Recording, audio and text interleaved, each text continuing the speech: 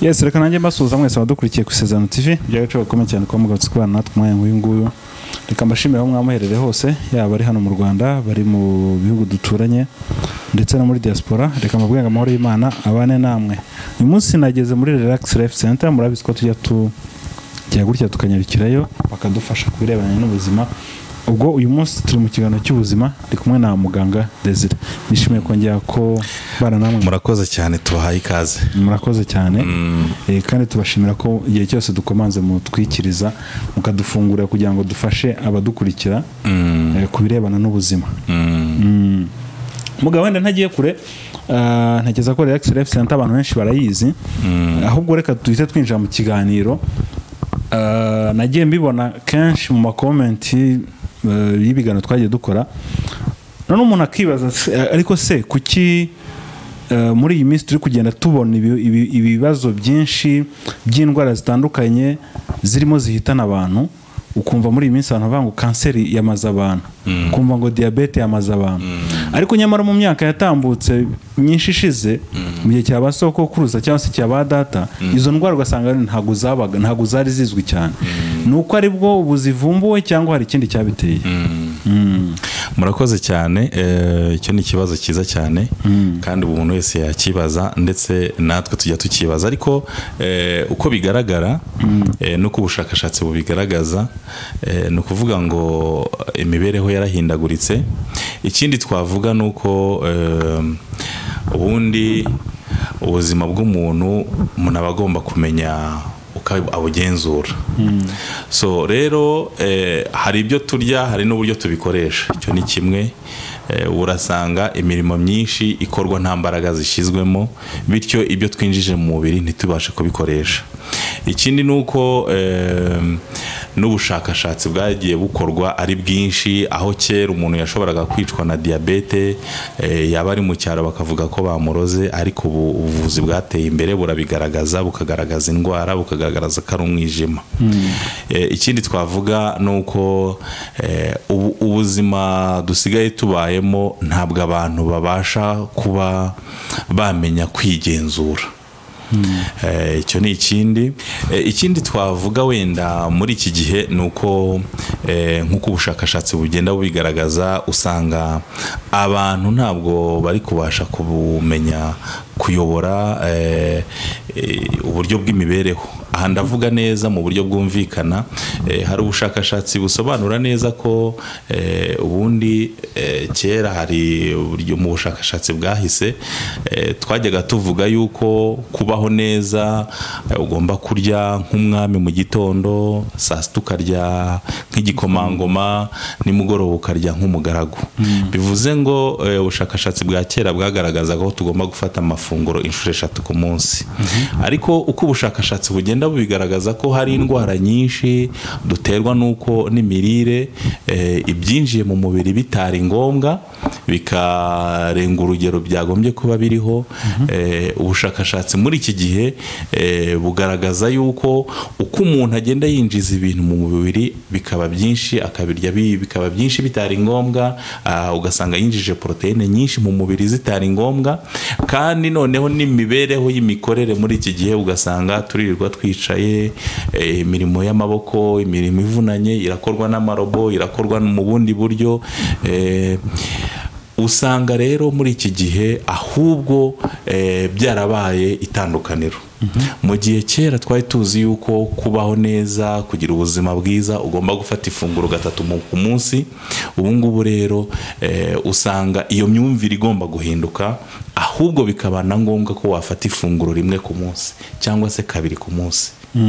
Ahangaha ngerekana bishimangire ko ari byiza gufata ifunguro 2 ku munsi, kubera yuko byagiye bigaragara yuko iyo wafashe ifunguro rya mu gitondo, ibyo twita heavy meal, irya funguro rifite imbaraga, saa sita ugafata irindi, nimugoroba ugafata irindi, usanga hari ibyo biri kubangamira mu mubiri.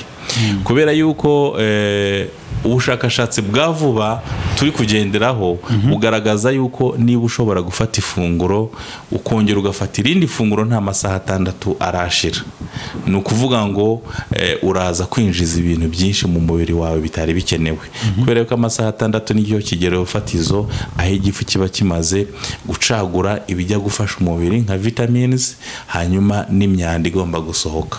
Iyo rero uhise ufata irindi funguro ayo masaha atarashira, burya ni kwa kundi uzisanga ibiro bitangiye kuba byinshi, amasukari atangiye kuba menshi, bakakubwira wagize cholesterol nyinshi ku mutima. Ni nk'ibyo ngibyo rero, niyo mpamvu usanga izo ndwara by'umwihariko bazita rwicaruhoze, silent killers, usangamo umutima, usangamo diabete, usangamo kanseri, usangamo umwijima, usangamo impyiko. Niyo mpamvu izo ndwara muri iki gihe ziri kugenda ziyongera. So rero nkavuga ngo ubu ngubu abantu bagombye kumenya yuko ya gahunda twagenderagaho kera yo kurya 3 ku munsi, ahubwo twagombaga kureba uburyo tuyihindura. Yego. Muga hari ukuntu mujya muvuga ngo cyangwa wakomeje no kubikomozaho ibintu byo kujya. Ubundi iyo muvuze kwitegeka mwamushatse kuvuga iki? Murakoze cyane, muvuza akantu keza. Ubundi mu bigendanye n'ubujyanama ku mirire no kwivurisha ibyo kurya, iyo tuvuze kwitegeka ni ukubasha kwiyobora. Wenda kugira ngo byumvikane neza, dufashe nk'urugero, hari umuntu utaririza mu buzima bwe, utaramara iminsi 2 atarya, cyangwa utaramara umunsi atarya. So iyo tuvuze kwitegeka rero ni ukubasha kumenya ngo nkeneye iki singikeneye. Iyo tuvuze kwitegeka mu bigendanye n'imirire, ni hahandi uzagera ku ifunguro ugasanga rifite bife 20, ariko ukamenywa ngo ejo nakoresheje ibitera imbaraga cyane, cyangwa se kubera ko ngiye kuryama ari nimugoroba, reka nkoresha ibyubaka umubiri, mfate imbuto, mfate salade, ibyo birahagije. Usanga rero abantu benshi twisanga muri icyo gihande cyo kutabasha kwitegeka. Ugasanga ugeze kuri bife, bagiye kukwakira saa 12 z'umugoroba, bife 20 zirimo ibitera imbaraga, ibyubaka umubiri, ibirinda indwara, byose ushyizeho. Ariko se ugiye kurara uhinga? Ariko se ugiye kurara ukanika? Ariko se ugiye kurara wubaka? So rero iyo tuvuze kwitegeka nicyo tuba turi kuvuga. Kuko buriya kumenya kwitegeka, ikindi twavuga nuko umuntu ubasha kumenya kwitegeka, agategeka imirire ye, agategeka umubiri we, akabwira umubiri we, ubwonko bwawe bukabwira umubiri icyo bukeneye, akaba ari cyo ukurikiza. Uwo muntu abasha gukumira za ndwara twatangiriyeho. Yego. Indwara zitandura cyane cyane, kubera yuko bigenda bigaragara n'ubushakashatsi burabigaragaza, ziriya ndwara zitandura ahanini ziterwa n'imyitwarire y'ubuzima. Imyitwarire y'ubuzima ni imyitwarire y'imirire, kandi bigaragara yuko indwara 70% duhura nazo ni izituruka ku byo twinjije mu kanwa, ni ibyageze mu gifu. Bivuze ngo rero umuntu ubasha kwitegeka abasha no gutegeka imirire ye, igifu cye kigakora neza, umubiri ukakira ibyo ugomba kwakira, ndetse ukabasha kuruhuka, ukabasha kuba wagira umwanya wo kwakira ibyo ufite neza. Wenda reka nongereho n'ibindi, ko umuntu ubasha kwitegeka agomba kumenya nanone, twavuga amazi agomba gukoresha bitewe n'ibirafite, bitewe n'uburebure. Amazi yo kunywa. Umuntu utabasha kwitegeka rero usanga ashobora kukubwira ngo nabera sindanwa amazi, ariko anywa litiro y'inshyushyu ku munsi, ariko anywa soda 3 ku munsi. Uwo muntu rero ntabwo abazi kwitegeka. Ikindi twavuga nuko uyu muntu aba agomba kumenya amasaha agomba kuriraho. kumenya amasaha agomba kugufatiraho ifunguro nabyo ni byiza, kuko nibyo twavugaga ko ugomba gufata ifunguro byibuze hashize amasaha 6. Ibi bifasha igifu cyawe, bifasha umubiri wawe kwakira ibyo ukeneye. Niho rero uyu muntu ufata ifunguro ku masaha atandukanye uzasanga ahora na bya bibazo by'igogora ritameze neza. Ikindi twavuga nuko agomba kurya kugira ngo abeho neza, atari ukuri kuberaho kurya. Ibi nabyo ni ibintu byiza cyane. Iyo urya kugira ngo ubeho atari ukuberaho kurya, biragufasha kuko umenya igikenewe mu buzima bwawe, umenya igihe ugifatira. Ikindi twavuga rero, abagomba kumenya ibifasha umubiri we, atari ukurya byo gushimisha akanwa gusa, ahubwo akarya byo gufasha umubiri we. Iyo tuvuze kurya byo gushimisha akanwa, nuko hari ubwo usanga umuntu, twigeze gutanga urugero, umuntu ugiye kuri buffet y'umugoroba, iyo abonyeho ibiryohereye akabonaho ibitera imbaraga, amasalade atandukanye agashyiraho, hari igihe uzasanga ari kurya byo gushimisha akanwa, kubera yuko umubiri we ntabwo ubikeneye muri icyo gihe. Iyo umuntu ashobora kurya, ubundi bavuga yuko umuntu agomba kurya byibuze amagi 2 mu cyumweru. Iyo umuntu agiye muri resitora akaba ashobora kuvuga ngo munkorere umureti w'amagi 6, burya rwose umubiri wawe uhita ubirejecta, ukakubwira yuko ibi bitari bikenewe.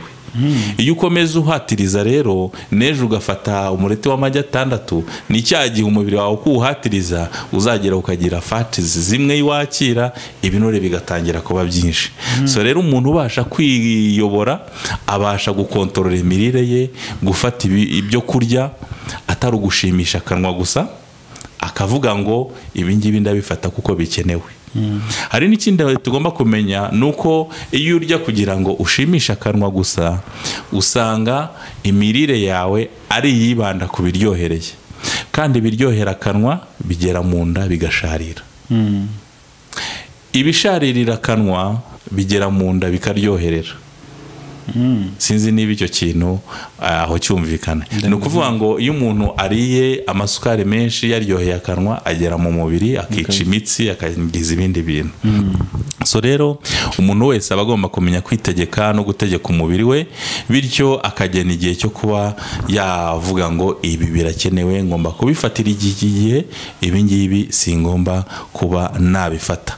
Ibi rero nibyo bituma umuntu agira ubuzima bwiza, bigatuma umuntu akomeza kugenderana n'ibiro afite, bigendanye n'uburebure, ntibyiyongere ntibigabanuke. Ibi nibyo bifasha kugira ngo umubiri wawe uhe umwanya w'umutuzo. Burya niyo tugiye mu buzima busanzwe, niyo umuntu afite imodoka ikora taxi, igomba kugera igihe akavuga ngo uyu munsi ndayikoresha entretien, cyangwa se ntabwo iri bukore, kugira ngo itagihora yashyushye. So rero n'umubiri w'umuntu mu kurya ugomba kugira igihe, ukavuga ngo byibuze amasaha 6 arashize, reka mbone gufata irindi funguro. Hanyuma niba ari ifunguro ry'ibikomeye wafashe ku manywa, nibuze ku mugoroba ngomba gufata ifunguro ry'imbuto cyangwa se ry'imboga. Mu kanya warukomeje ku mirire, mpita nibaza noneho ni iyihe imirire umuntu ashobora kuba yakwifashisha kugira ngo agire ubuzima bwiza muri bya bindi twavugaga noneho byo kwitegeka. Yego, murakoze cyane. Ubundi hari uburyo twita règle hebdomadaire, ni uburyo dukoresha ukwezi. Burya ahantu hose bakoresha ukwezi iyo bagiye kureba umwana uburyo akura, umuntu uburyo akura.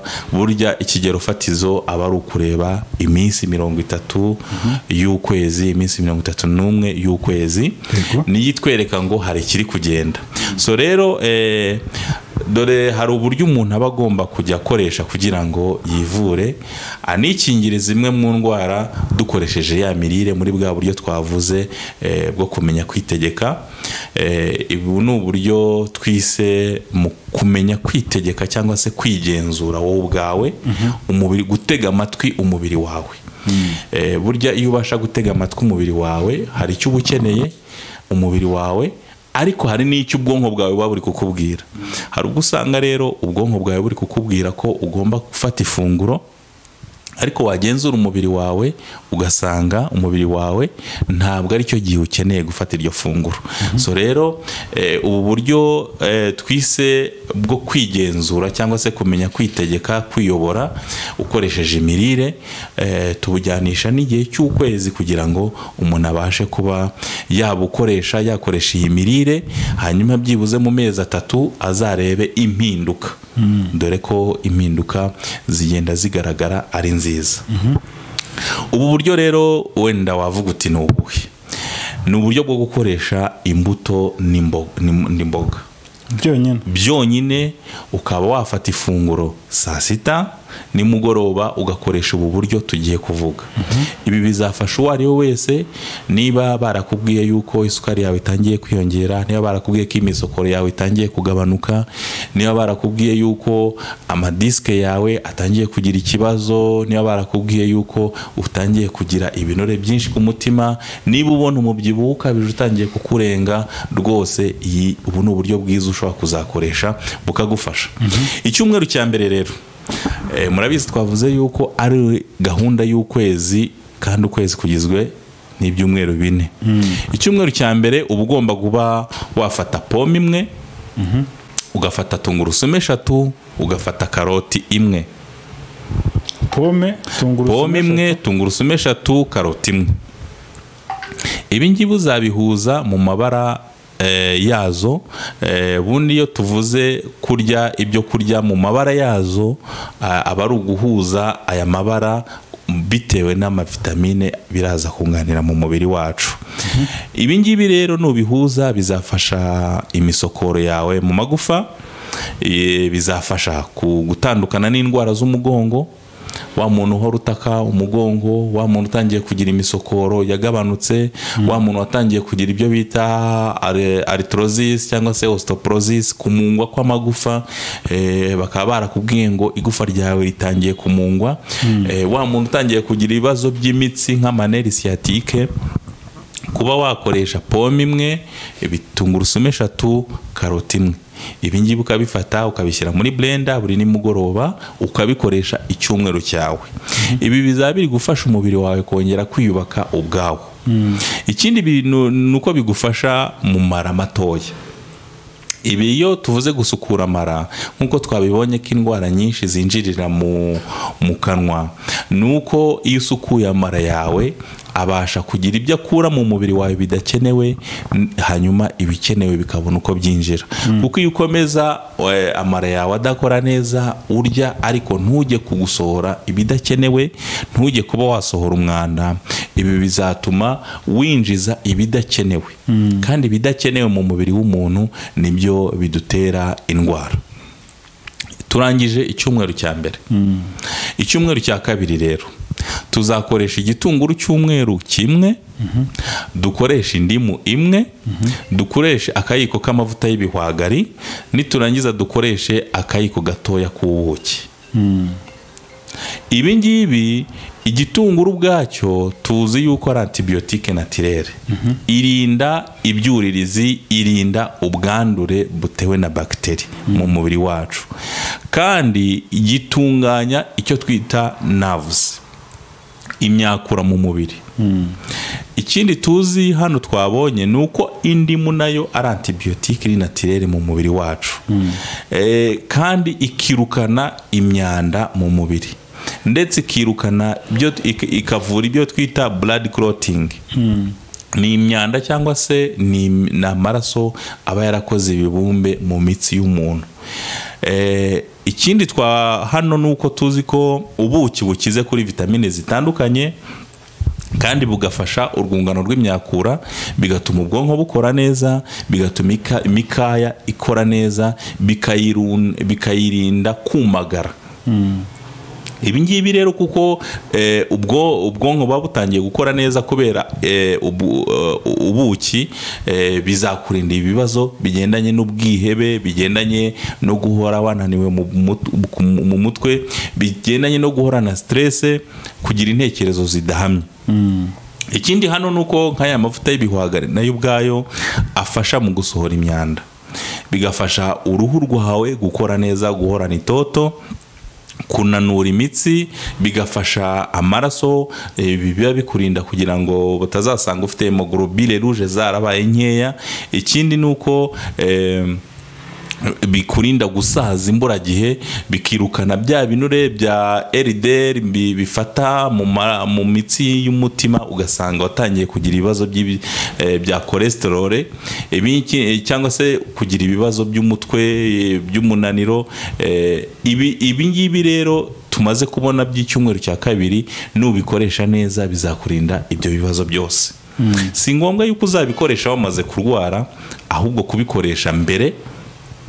Nituvuga iyi gahunda, icyumweru cya mbere uzakoresha ibyo twavuze, icyumweru cya kabiri ukoresha ibingibi. Ibingibi rero bizagufasha. Tuvuge noneho ku cyumweru cya gatatu, tumaze kubona icyumweru cya mbere ibyo uzakoresha, icyumweru cya kabiri ibyo uzakoresha. Icyumweru cya gatatu noneho uzahindura, ufata inanasi imwe, ipapayi, avoka, inyanya. Aya mabara iyo yakoresheje bifasha umubiri wawe gutandukana n'indwara zitandukanye. Ibi ubwabyo bikongera ubudahangarwa bw'umubiri, bikakurinda kurwaragurika, cyane cyane nk'uko twabonye ko avoka ubwayo irwanya stress, irinda amavuta atari ngombwa mu mubiri wawe, iringaniza umubyibuho, ikura ibinure mu mitsi, iringaniza umubyibuho, irinda kwikanya cyangwa se kumagara kw'imitsi. Inanasi nayo igafasha kuringaniza indurwe mu gifu. Ibi ngibi rero nubasha kubikoresha mu mabara yabyo nk'icyumweru cya gatatu, ubudahangarwa bw'umubiri wawe nabwo buziyongera. Hanyuma twihuse, icyumweru cya kane ari nacyo cya nyuma, uzafata ingano zinitse, imboga za perisile, ufata ubunyobwa. Ibi ngibi tuvuze ingano zinitse, imboga za perisile, ubunyobwa.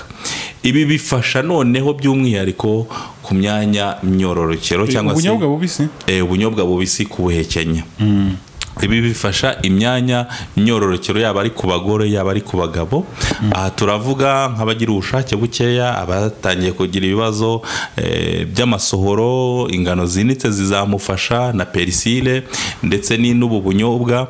Abafite ibibazo ugasaba akamubwira yuko afite imisemburo mike ya kigore, ibi bizamufasha, ugasanga yatangiye kugira ibibazo byo kubura imihango, cyangwa se kujya mu mihango igihe kirekire, cyangwa se no kubakuze, ugasanga yatangiye kugaragaza ibibazo bya menopause ku myaka 35. Ibi tumaze kuvuga by'icyumweru cya gatatu bizamufasha. Iyi gahunda rero tuvuze y'ukwezi ikoreshwa icyumweru kimwe ikarangira, icyumweru cya kabiri ikarangira, icyumweru cya gatatu ikarangira, hanyuma ugasoreza ku cyumweru cya kane, ukabikora byibuze amezi 3. Ahangaha rwose uba umeze neza, ubu wongeye gusana umubiri wawe ukamera neza. Kuma mufata ifunguro risanzwe, nimugoroba ugafata. Yego. None mu kanya wigeze kubikomozaho, uza kuvuga ku bintu byo kwiyiriza. Ubundi tubimenyereye cyane mu barokore, ushobora kuvuga kwiyiriza hano ni shene ya gikristo, abantu bakavuga ati se muganga nawe ko azanye ibintu byo kwiyiriza. Kwiriza ubundi hari icyo bifasha ku buzima bw'umuntu? Kwiriza ni byiza cyane, twigeze kubivugaho ko iyo uhaye umubiri wawe umwanya wo kuba utari gukora, ni umwanya wo kugira ngo umubiri wawe utege amatwi ubwonko bwawe bihuze. Ariko atari ibyo gusa, reka turebere hamwe akamaro muri rusange ko kwiriza, tubishyize mu rwego rw'ubuvuzi, tubishyize mu rwego rw'ubuzima. Ni ukongerera igifu urwungano, cyangwa se urwungano ngogozi, ukarwongerera imbaraga n'ubushobozi, kubera yuko iyo uhora urya nta masaha ushyiramo, igifu cyawe gihora muri muvoma. Ibi ngibi bizatuma uhorana ibibazo bya gastrique. Ni kwa kundi umuntu ahora akubwira ngo mfite aside ihora izamuka mu gifu, cyangwa akakubwira yuko ahora agira ikibazo cy'igifu kimurya ariko atazi impamvu. Burya kwiyiriza ni byiza, ariko atari ugukabya. Ikindi nuko bifasha kurambura imitsi, gusohora imyanda, kurinda kanseri zitandukanye, gufata mu mutwe neza, kurinda umubyibuho, kumenya kwiyobora bimwe twahereyeho, kurinda ubwonko gusaza ivumburagihe, kugenzura ibyumviro by'umubiri bimwe twavuze, umubiri wawe ukabasha gutega amatwi ubwonko bwawe bigahuza mu mikoranire. Ikindi ni ukugenzura imikorere y'uturemangingo cells. Iyo uhora urya udashyiramo umwanya usanga ingirangingo icyo twita cells zawe zitongera kwirema neza. Ni ukuvuga ngo rero iyo ubasha kwiyiriza umunsi umwe mu cyumweru bizafasha ko uturemangingo dushya twapfuye tubasha gusimburwa n'udushyashya. Kandi ibi ngibi bikurinda kanseri. Hanyuma ikindi twavuga ni ukugenzura nk'abagore bagira ibibazo by'imihango itagenda neza, bimufasha kugenzura ukwezi k'umugore, kuko muri rusange iyo wirije umubiri wawe ubwawo uwuha umwanya wo gushyira imisemburo kuri gahunda. Ikindi cyo twavuga ni ugufasha gutembera neza kw'amaraso, kubasha kwisuzuma niba hari ikitagenda mu mubiri. Aha twavuga hari igihe wiyumva mu mubiri wawe ko isukari imaze kuba nyinshi. Iyo rero wafashe umwanya wo kwiyiriza, iyo tuvuze kwiyiriza si ngombwa ngo iminsi 2-3 byonyine, niyo wavuga ngo umunsi umwe ntabwo ndafata ifunguro rya saa sita. Iyo wabashije kwiyiriza umubiri wawe nibwo uzumva niba hari impinduka za cyagiye wumvaga ibinya na cyagiye wiyirije, za cyagiye wumvaga isukari yabaye nyinshi n'igihe wiyirije, za cyagiye wahoranaga umunaniro guhora unaniwe, kubera ko iyo uhora urya buri kanya uhorana umunaniro. Iyo wiyiriza rero bizagufasha kumva itandukaniro. Ikindi twavuga ni ukurwanya indwara zitandukanye. Kurwanya indwara zitandukanye harimo za ndwara ziterwa no guhora no kwinjiza protein nyinshi mu mubiri wacu. Ibi rero iyo bikozwe byibuze umunsi umwe mu cyumweru bigufasha indwara z'igifu, kurinda indwara z'igifu, kurinda indwara z'umutwe, kurinda indwara z'amavunane, kurinda indwara z'umubyibuho, kurinda za ndwara zo guhora ubyuka ufite umunaniro w'umubiri. Ngako akamaro ko kwiyiriza iyo tuvuze mu rwego rugendanye n'ubuzima. Wenda ruvuze uti kwiyiriza bitarimo gukabya, ariko se ko hari umuntu ushobora kwiyiriza akagera nko ku masaa 9 saa 10 akavuga ati mutwuranyisha, ntabwo byo bishobora kumutera ingaruka? Murakoze cyane. Ubundi reka tuvuge ko ibintu ushaka gukorera umubiri wawe ni byiza ko wabanza kwegera muganga. Iyo tuvuze kwegera muganga haba harimo kugukorera isuzuma rusange, kuko hari ubwo watangira kwiyiriza ariko normalement usanzwe ufite ikibazo cy'isukari nkeya mu mubiri wawe, ugasanga ari igihe wiyirije ugize muri hypotension. So rero biragusaba kugira ngo ubanze wegere muganga. Nyuma y'isuzuma uzakorerwa bakabona nta kibazo ufite, nta kibazo ufite cy'ubuzima, byongereho na ya regime twavuze. Niyo umuntu udafite ikibazo, niyo umuntu udafite ikibazo cya diabete, udafite ikibazo cya hypertension, udafite ikibazo cy'impyiko, udafite ikibazo cya kanseri, ahubwo ushaka gutangira kubikontorora, kubirinda ndetse no kuvura ibyatangiye kuba mu mubiri we. So rero mbere yuko wafata gahunda yose ni byiza kwegera muganga kugira ngo abanze amenye ubundi umubiri wawe uhagaze gute. Mwebwe umuntu abegereye umuntu amufasha? Twebwe turamufasha ko tumukorera isuzuma rusange, yaba ari physical assessment cyangwa se kureba ibigendanye n'ibiro, uburebure, ibigendanye n'imikorere y'inyama zo mu nda, ibigendanye n'umubiri uko ukora. Iryo ni isuzuma rusange tumukorera, hanyuma tukaba twamuha regime, twatangira kumuvura mu buryo butandukanye. By'umwihariko nk'iriya regime twavuze imara ukwezi, iyo tumaze kuvura umuntu ku kibazo yari afite, aho umubiri w'ikibu ukeneye kwisana ubwawo, iyo amaze kuba muzima nibwo dushaka kumuha iriya regime tukamubwira uko azajya abikoresha. Mugabo murakoze cyane. Ubwo wakwifuza ndako hari icyo mwamufasha uretse n'ibituvuze n'ibindi bijyanye n'ubuzima, nigeza ko yabagana ahubwo wenda mwamuha contact ubundi tugasoza. Murakoze cyane. Nk'uko bisanzwe Relax Life Center dukorera hano mu mujyi wa Kigali, dukorera Kimironko iruhande rw'urusengero bita Foursquare Gospel Church. Uturuka muri Kimironko ni hirya gato yahaguruka, cyangwa se uturuka mu izindiro uburenze kwisanga hano mu ruhande rw'iburyo. Imirongo yacu ya telefone nayo bifunguye 0788302368, yaba ari kuri WhatsApp, yaba ari ku butumwa bugufiya twaganira. Uyu munsi twavuze mu buryo bugendanye no kumenya kwigenzura ukoresha regime twabahaye, ariko hari n'ikindi kibazo waba ufite, cyangwa se nayo ubwayo uyifite ikibazo, cyangwa ukeneye n'agatabo kazagenda kabikwereka uko uzagenda ubikoresha, ushobora kuba wabitubaza. Reka rero mbashimire, mwakoze kudusura. Yego murakoze namwe, reka dushimire n'abari badukurikiye. Ibiganiro byacu byo nakagaruka. Shalom shalom.